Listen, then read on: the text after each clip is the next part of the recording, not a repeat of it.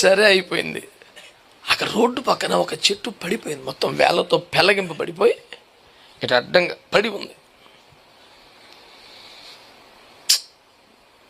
ఇట్లా నుంచి పడిపోయింది ఏటో అనుకుని చూస్తుంటే ఇప్పుడు ఇక్కడ నుంచి ఇక్కడ ఉందనుకో, ఉదాహరణ ఉందిలే, ఈ చివరిగా చాలా పొడుగు చెట్టు మొత్తం ఎండిపోయినట్టుగా ఉంది. దాని వేర్లు కొంచెం ఎక్కడో ఉన్నాయి, మళ్ళా వేర్లు కూడా పైకి వచ్చేసినాయి. ఆ చెట్టుకి మొత్తం నేల మీద పడిపోయిన చెట్టుకి ఒక కొమ్మెట్టు పైకి వచ్చి పచ్చగా నీగనిగలాడుతుంది, మొత్తం ఎండిపోయింది. దాన్ని ఫోటో తీసి స్టేటస్లో పెట్టి వాక్యం పెట్టాను నేను. ఈ వేల కొద్ది జనం ఏమిటి అద్భుతం, కూలిపోయింది అనుకున్నావు, ఇరిగిపోయింది అనుకున్నావు, వేళ్ళతో పెళ్ళగిపడుకున్నావు, కానీ లోపల జీవాన్ని తీసుకొస్తున్నాడు దేవుడు. అంత అయిపోయింది అనుకున్న సహోదరి సహోదరు ఏమవ్వలేదు, మరలా నూతన చిగురు రాబోతుంది, ధైర్యంగా ఉండవు అని పెట్టి స్టేటస్లో పెట్టాను.